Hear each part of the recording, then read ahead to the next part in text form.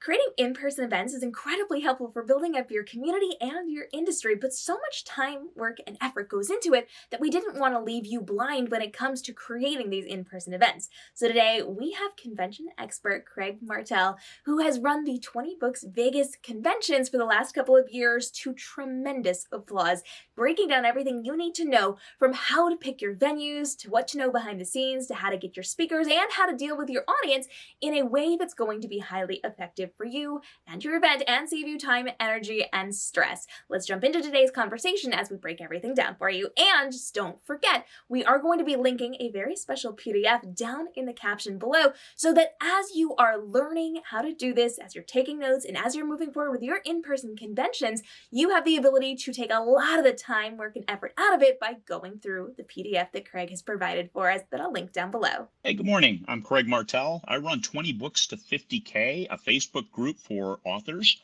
And I also run the 20 Books Vegas conferences, and along with a number of other 20 Books conferences around the world. These are for authors, aspiring authors. We have traditionally published authors. We have independent authors. We have everybody comes to the show. This year, we have over 1,500 already signed up. We'll cap it at 2,500.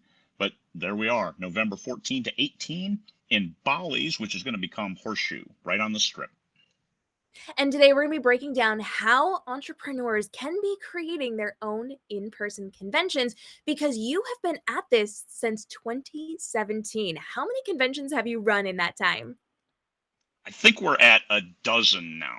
I think we're at 12. And you have been doing these conventions all over the world. So your flagship is in Las Vegas, but you've done them in multiple countries. Where can you be found?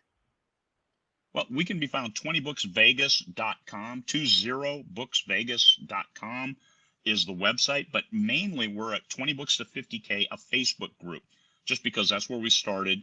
There's tens of thousands of posts with comments, all moderated to make sure that they're aligned with needs of authors. But the Facebook group is where we do our business. People asked us, hey, can you take this elsewhere?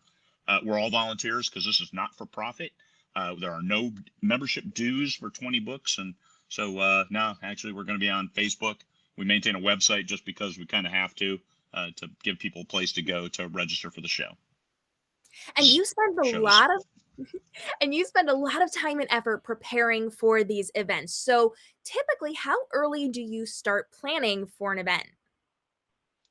I start at least 2 years early. We actually already have our show set up for 20 Books 2023 and 2024. We're working to get a contract for Cabo. Now, we don't have any others overseas right now except for Adelaide, Australia, and Auckland, New Zealand. Those are both set up and under contract for this year. The reason for 2 years, especially when it comes to Vegas, is to make sure you get the time slot you want. And we wanted a time slot that didn't compete with big events so we could get the lowest price, because price was a critical factor for independent authors and aspiring authors. So if you're price conscious, the more lead time you need. If you have all kinds of money to spend, well, then you can do it last minute. It just gets really, really expensive. And we didn't want to do that to our people because we are not for profit. And most independent authors are not making a lot of money at the beginning. So it's important to be more price sensitive, and starting 2 years early is key. Time is something you can't get back once you waste it. And when you start that early, things have a tendency to fall into place a lot earlier and a lot better. So talk to me a little bit about the research you do when it comes to finding the appropriate locations and venues and price points for the things you're doing inside of your conventions. Okay. The great thing is we have Michael Anderley, my partner in crime. He owns the trademark of 20 Books to 50K. And his wife loves going to the casinos and talking with the various groups to get bids for our shows. She's done this in a couple different places and has gotten us in where we got our bids back and we look, that one's too high. Like the MGM came in twice as much as what Bali's did. And Bali's is a Caesars property, so we actually get the whole Caesars brand. And we got it for a price we could work with. We were shooting for, my goal was $1,000 for each attendee, and that included airfare, hotel, and the conference fee, that people could come to the show for $1,000 or less.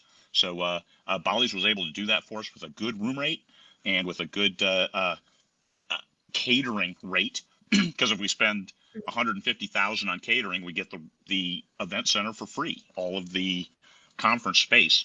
We have 100,000 square feet all to ourselves. So of course we needed more attendees to offset that cost, but we were able to keep our conference fee down. This year it's $300, actually $349 right now, and that helps offset our cost. So we get catering, so we'll have water and donuts and cookies as big as your face, and all kinds of good things that go along with being with your fellow authors. So that's an important thing to take into consideration as you are looking at venues. What is included in the price that you are paying the venue to operate within what they're doing? And I very much like that you have found a location where people can both stay and then have access to food and water, and also use that venue space for the connections that you're going to be making and the conference that you're going to be having. So it's kind of all inclusive in one location. Do you feel like it's important to try to keep these things contained to a single location, or do you think it would be interesting for people to look at having a hotel separate from the venue they're going to be working with? We just had 20Books Madrid in the beginning of June, and we did not have an integrated hotel and conference center, and that was hugely painful. Having everybody all in one place where the networking isn't confined to one location or another, because there were people staying in multiple hotels, and that changed who you could network with. People who stayed in the Hilton, that was a smaller group. People who stayed in the hotel that was actually right across the street from the conference center, that was a group. And it kind of separated things more than we wanted to. With Las Vegas being all in one, that makes it so easy. And one thing to look out for when you're canvassing venues is, do you pay for the conference space separately, or do you have to meet a minimum catering? Most places allow a minimum catering, and we also have a minimum room night requirement. So we reserved 1,000 rooms with a 5,000 room night minimum. So as long as we hit those, we weren't penalized, and we get the conference space for free. 100,000 square feet we get for free, and we order all this catering. So even though, yes, it may look expensive, it's like $40 for a gallon of coffee, and you look at that, oh my God, that's insane. But we get the conference space for free. So we could pay for the conference space and get no catering. So I'd rather pay $40 or $50 for a gallon of coffee and get the conference space than pay the conference space and get nothing. So just keep that in mind when you're looking at bids, is you've got to have a little bit of catering, you've got to have space, you've got to have a place to stay, and you've got to have a place for people to network. Because no matter what business you're in, people need to have conversations outside of the presentations. And I think it's really important to point out that as you're looking at that monetary cost for renting a location, some of it may seem very, very expensive or kind of out of the realm of a realistic cup of coffee, but it all boils down to what offsets with getting those free access to locations. Now, with that in mind, because you have to do specific rooms and you have to have a specific amount of catering, you then have to sell a certain number of tickets to make sure you are covering this. So let's talk a little bit about how you handle and navigate selling those tickets and what that looks like from a technology front to make sure you are getting enough people coming in and interacting with the content. All right, selling tickets. I run a group of 62,000 authors. I looked at it and said, I need 1,500 authors to come to the show. Last year, that was the break-even point. This year, it's 1,800, but we added a virtual option, so now it's 1,700. So if you're running a show, you kind of have to be able to embrace the Excel spreadsheet and the numbers, because otherwise you're going to be paying a lot of money out of your pocket if you get it wrong. So getting authors to the show, we have 62,000 authors in our group, and we canvass them constantly, as well as share the word outside, because last year we came close and needed some additional attendees to help hit our break-even point. And so we now accept attendees who are not members of the group. The first 3-4 years, you had to be a member of the group in order to attend the conference because it was for us. It was indies helping indies.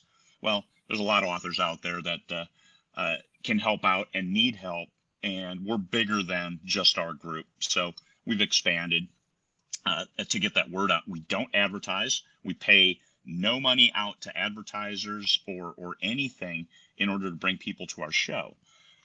We've had we predicated our costs on a break-even point, a couple hundred under what I thought we were going to get. Now we'll get there eventually, and by adding that virtual option, we have over 500 registered virtual attendees.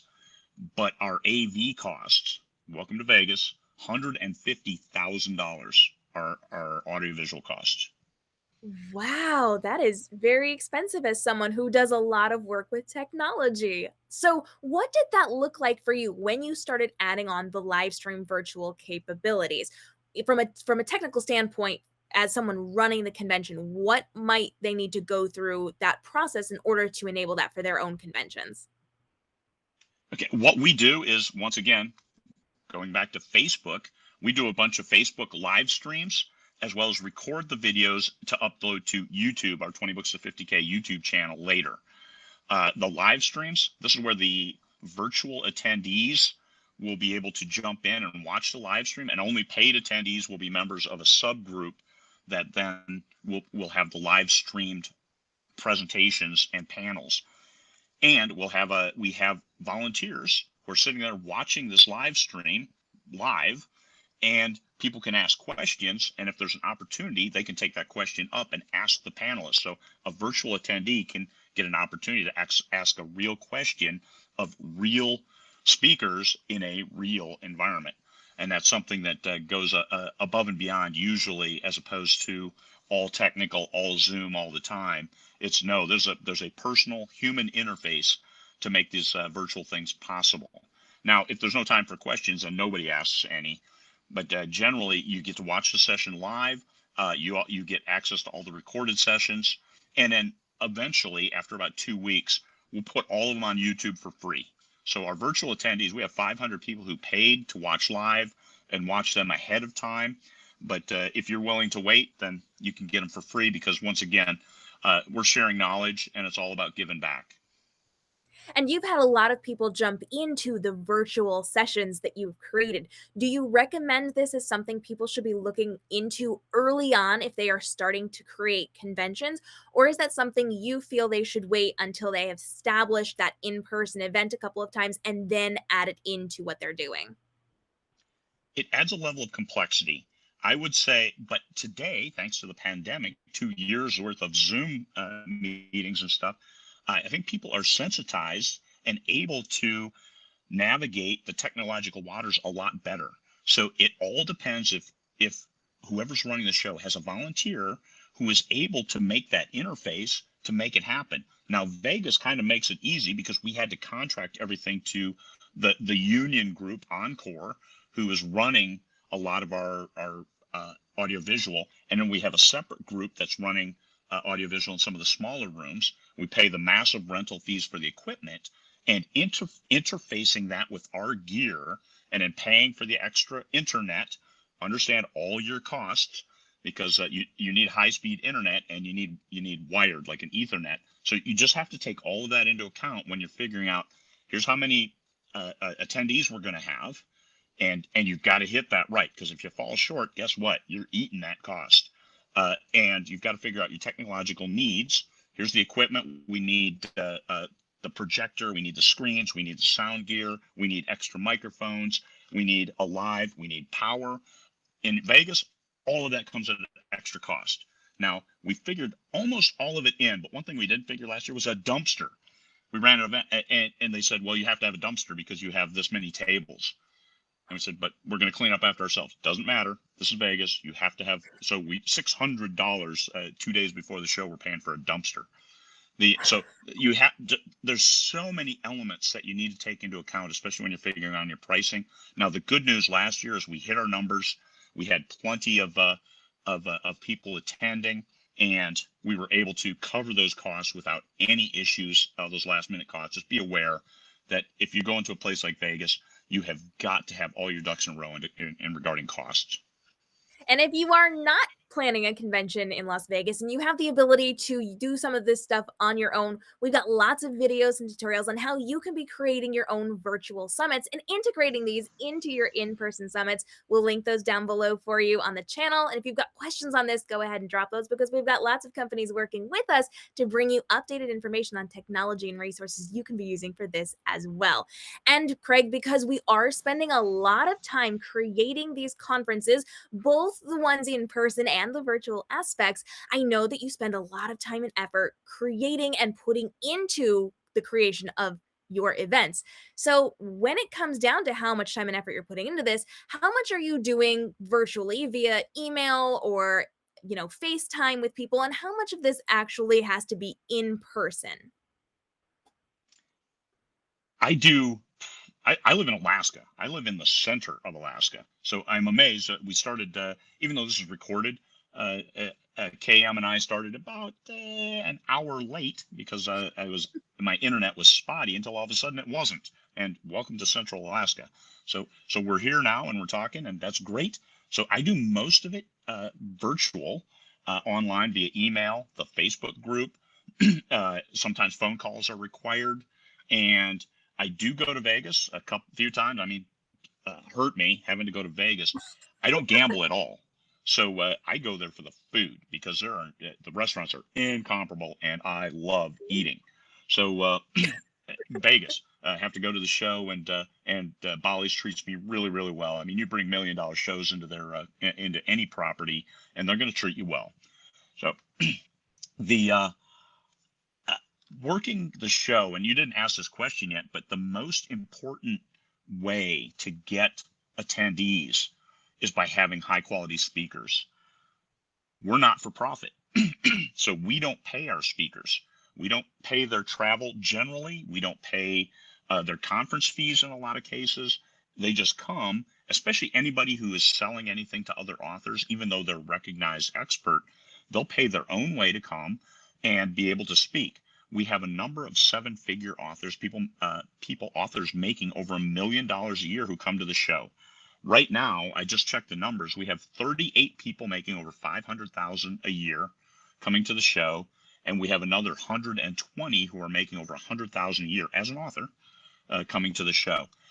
The value, we try to demonstrate the value because of this cadre of folks, which we have in a mastermind group who have few separate sessions directly with a lot of the industry supporters, because we publish, right? Where do you see published books? Amazon, Kobo, Barnes and Noble. They're all coming to the show. They're sending representatives. Amazon's sending a small team. Google is sending an army of folks.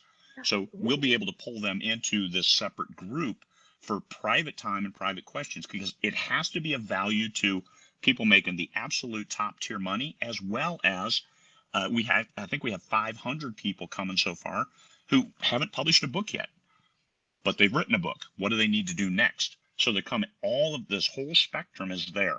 And the people who are making a lot of money, the industry people who are supporting our business, they're coming, they're speaking. We get the schedule out early. We get the guest speakers out early, which I'm not done with the schedule yet. I had to get a book done, which I did finish this morning. And yeah, I talk real fast when I'm excited about writing. But I think August 15th, we'll have the first draft schedule done. We should have upwards of about 190 sessions. We have all top tier authors speaking. We have top tier vendors who will be talking to us, like the folks who created the formatting software that we use. Half of us use PC-based formatting software, and the other half use Apple-based formatting software. And so we have competing formatting. So we'll have each of those out there speaking, talking to the group to help them better understand how to use these tools, because we don't want the tools driving us. We want to drive the tools. And so it helps having those creators talking with the people doing it. And it doesn't get any better than that. So we get pretty much everybody coming to the show, everybody who is anybody. And if you are somebody and you're not coming to the show, you should. I love it. And because you do have so many speakers and so many breakout sessions, I want to talk a little bit more about how we are locating these, how we're working with them. But first, I want to know, how many speakers do you have on the keynote side that speaks to a large group, and how many do you have in terms of those breakout sessions, just percentage wise? We only have one keynote speaker and one keynote Okay. session. This is the keynote. That's the first day at 4:30.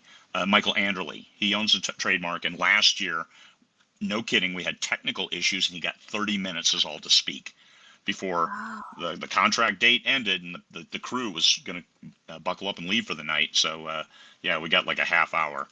So he gets another turn this year, and we've had Mark Dawson as a keynote speaker. We've had a number of keynotes over the years, but there's just one. Even though that same main event center will have it there, just I'm a slave to the definition of that you only have one keynote, even though we will have people speaking to. I mean, the main room will sit 4,000 people if we needed it. We'll only have probably 1,800 chairs in there, but so that one. But there's no other sessions competing during the keynote. All the other times there are going to be sessions that are simultaneous. So that makes we'll sense. have 189 sessions and one keynote. And that is so many sessions to be organizing. So, how do you do that? Do you have a number that you set to go at the same time throughout the course of the days and then you just have them in different rooms? Or is it more of certain times have more competition and less competition with these different breakout sessions? I have I use Wufoo, WUFO, as a form. They fill out a form that I've created, and then I look at those and say, and I guesstimate. Okay, this one will have this many people. This one will have this many people, and I have rooms that'll fit 1,500. 3 rooms that'll fit over 700. 3 rooms that'll fit 155 or more. Actually, 4 rooms. Another one that'll fit 170, and then 3 little rooms that'll fit like 50 people. So I have to look at the session and guess, yeah, this session is going to draw a lot of people. This session is going to appeal to a smaller group, and then try to put them in the right room. Because otherwise, the software unfortunately doesn't manipulate real well, because we use Eventi as well as opposed to Sked. Sked is really expensive, even though I think it's the most useful. I used it one year, and it cost me $2,000 for an 1,100 person event, and it was one Mm. time use, but it was awesome. So I paid like $700 for Eventi and got a lifetime license for unlimited number of users. But it's a little more challenging to get right up front, and we did not last year. And then this year we hope to get right up front because we learned a lot last year, and we'll be able to use it, and we'll be able to use it years following at no additional cost, which is important because our costs have gone up rather significantly this year. That makes a lot of sense. So let's talk a little bit about speaker organization. How do you find your speakers? And then how do you communicate with them to get them involved in the convention? The great thing is, after the first one was difficult because we had to do all the contacts. Hey, we're going to run a show. You never heard of it before because it's never been around before. And could you come to the show? You get to meet Michael Anderle. You get to meet a couple other big names who are going to be here just because they happen to live in Vegas. And please come and attend. So now it's, hey, would you like to speak at the 20 Books Vegas? And people are like, I know that show. Uh, I I contact people, and I ask some people recommendations like, hey, does anybody know Hugh Howey? And so somebody's like, hey, I do. I'll send him a note and say you want to talk to him, invite him to the show. And when I talk to him, he's like, hey, I know who you are. And I'm like, that's cool. What an ego stroke, huh? That's most of the folks have heard of 20 Books by now, so it's pretty straightforward. Sometimes we do have to supply a room to a guest speaker. And other times it's, hey, I got it, I'll come. And like Hugh Howey, he's like, nah, you don't have to supply anything, I'll just come. Now, unfortunately, that was 2020, and the hotel Mm. canceled on us, even though we were willing to go. COVID said otherwise. And we understand this is a marathon. And the first one, if you want to have a show that has 10,000 attendees, good on you for the vision. Expect a little bit less and be willing to work your way up. These things take time. I wanted 2017 to be great, and it was, but there was one room, and we had we planned for 150 and had 400, and it went great. And the stories out of there, the thing that'll make your conference or your show great is when the personal testimonials.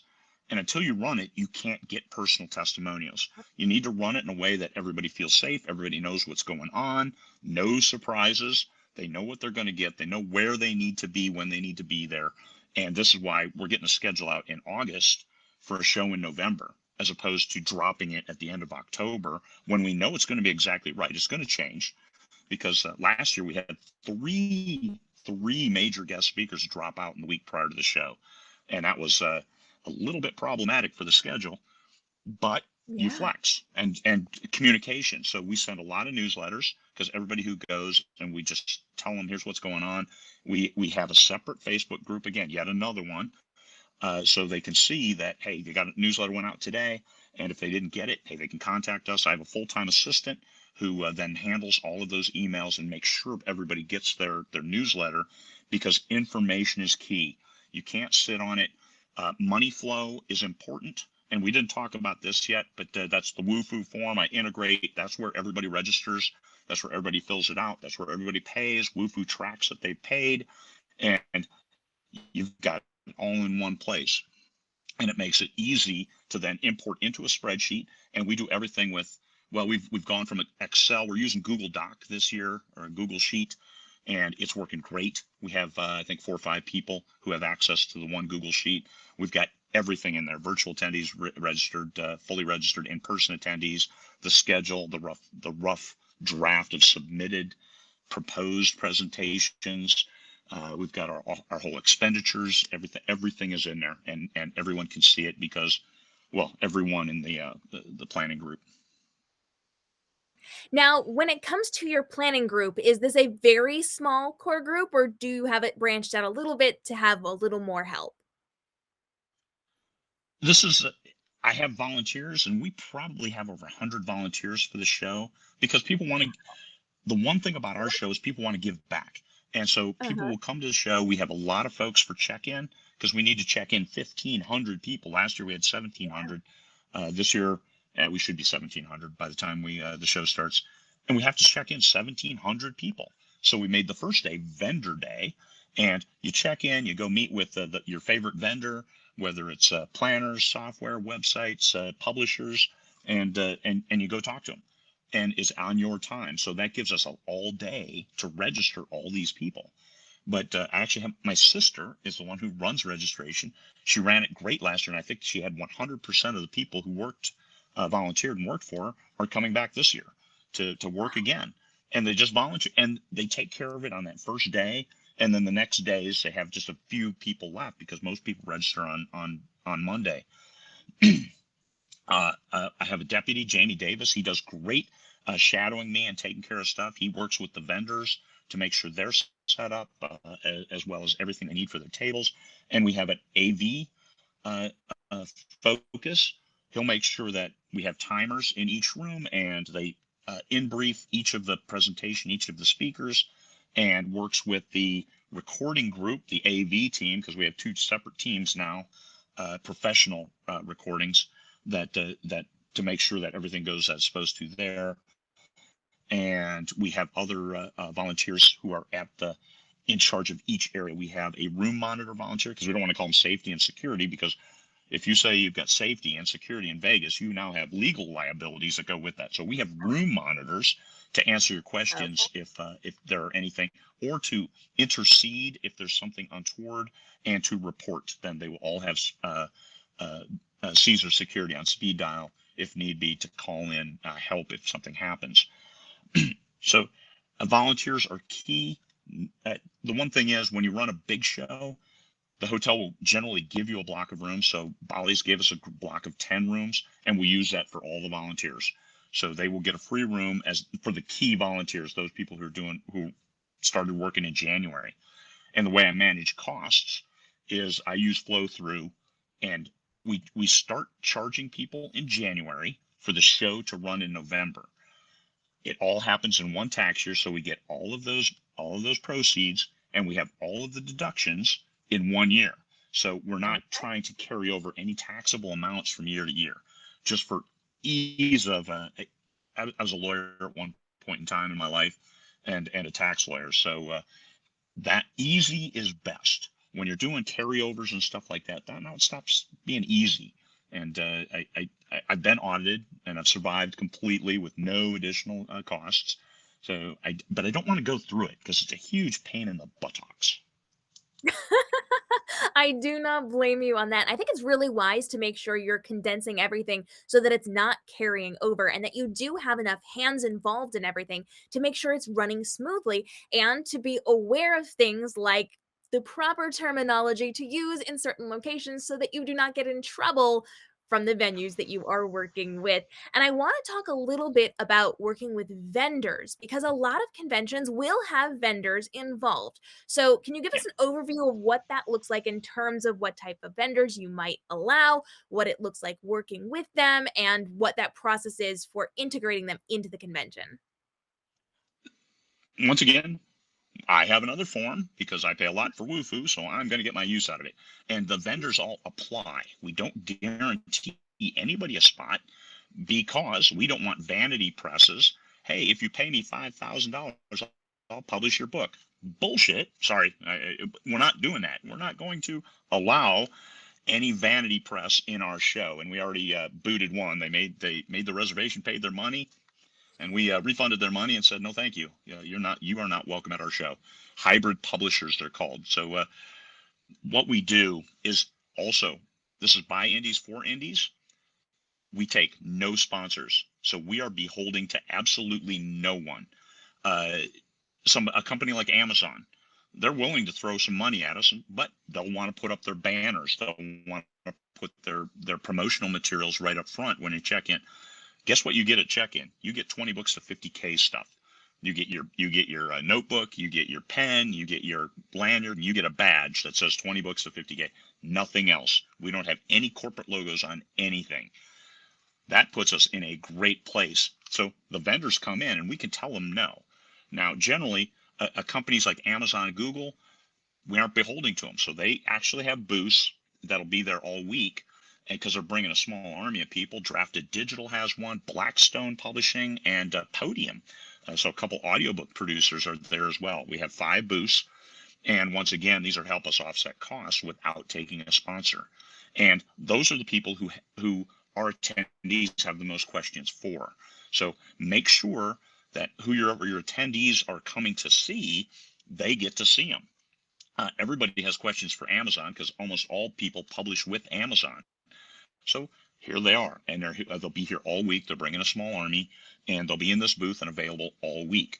We're doing that for our attendees. We're not doing it because Amazon paid us the sponsor fee and be able to put Amazon corporate logos on our stuff, because that's not what we're about. We're about giving back and about indies supporting indies.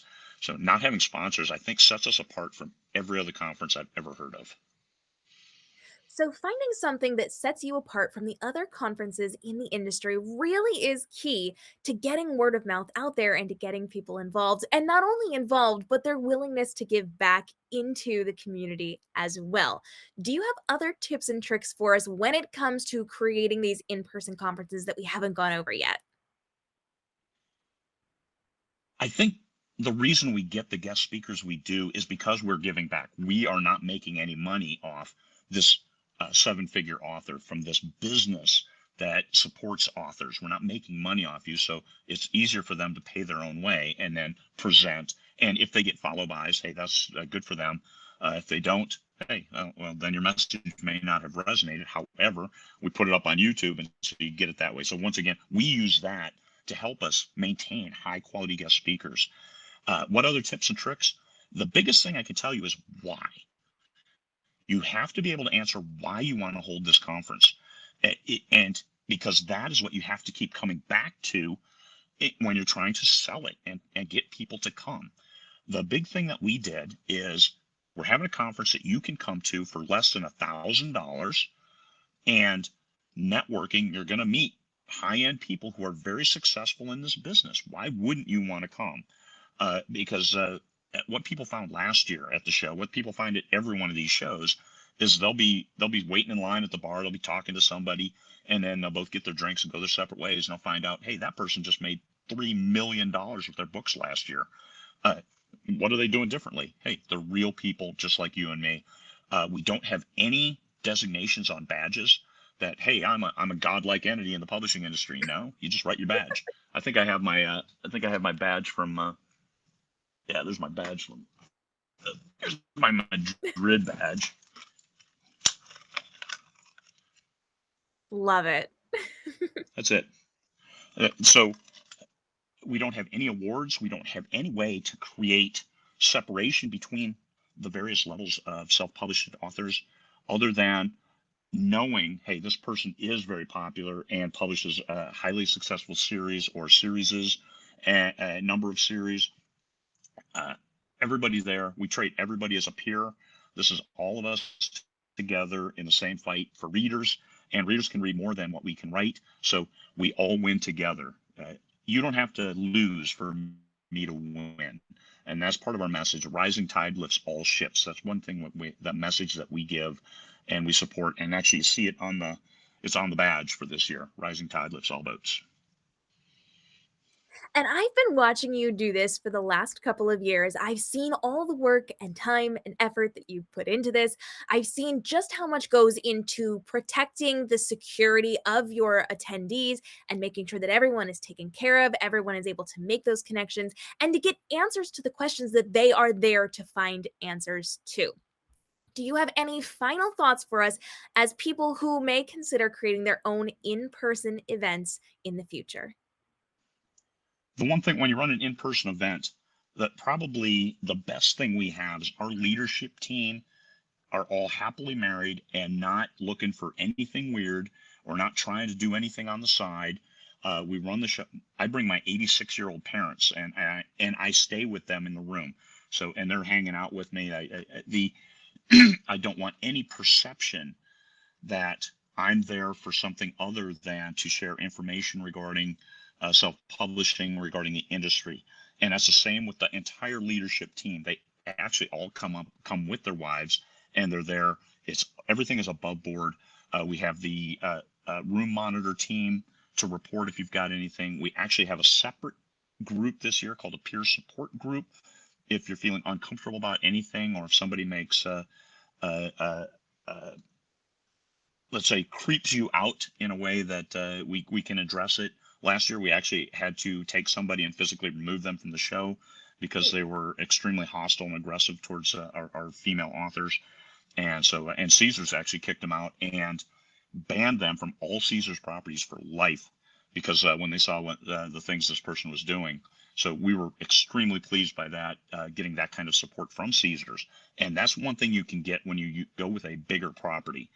So yes, we could go someplace cheaper, but can we go with someplace better? And that's a hard question, and only you can answer that. You have to deliver for your attendees. They're coming to learn, so give them the opportunity to learn, and they can't do that if there are distractions like people looking for something on the side and trolling the conference.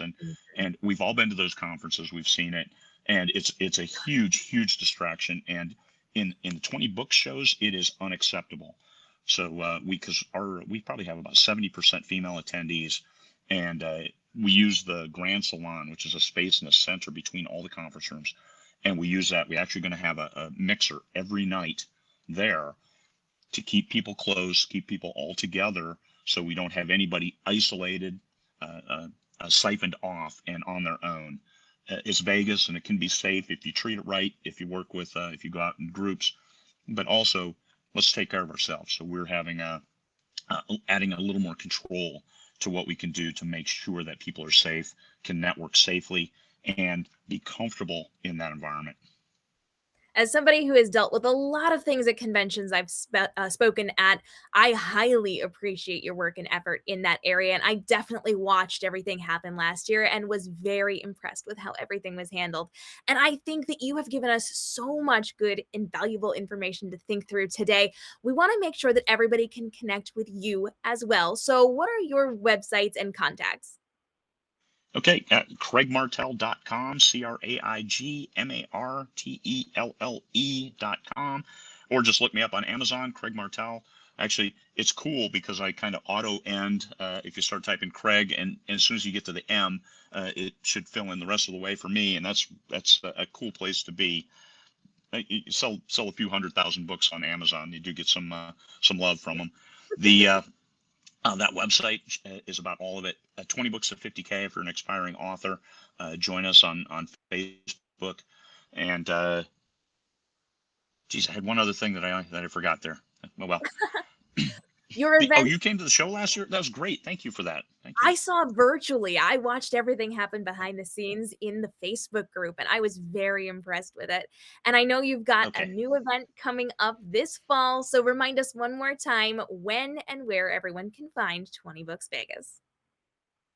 Okay. 20 Books Vegas, 20booksvegas.com. You'll find the website. That's where you can find register and information about the show. We'll be in Vegas at Bolly's, right on the Strip, from November 14th to the 18th, a 5-day show. First day is vendor day. Tuesday through Thursday are sessions, presentations, panels, mostly presentations, a few panels. And then Friday, we're having a big author signing event, which we're calling Rave, Readers and Authors Vegas event. So Rave. And we have a number of authors who will be there. Kevin J. Anderson of Dune fame. We have Mark Cameron. He writes Tom Clancy novels. He'll be there signing with us. And David Weber, science fiction big with Honor Harrington. He'll be there as well signing. And another, I think, 250 authors signing at our event at Bolly's on Friday. So a lot of stuff going on for authors in Vegas. Be sure to check out the caption because we've linked the PDF from Craig that he uses to create his own conventions so that you can be using this as well inside of the conventions that you're creating.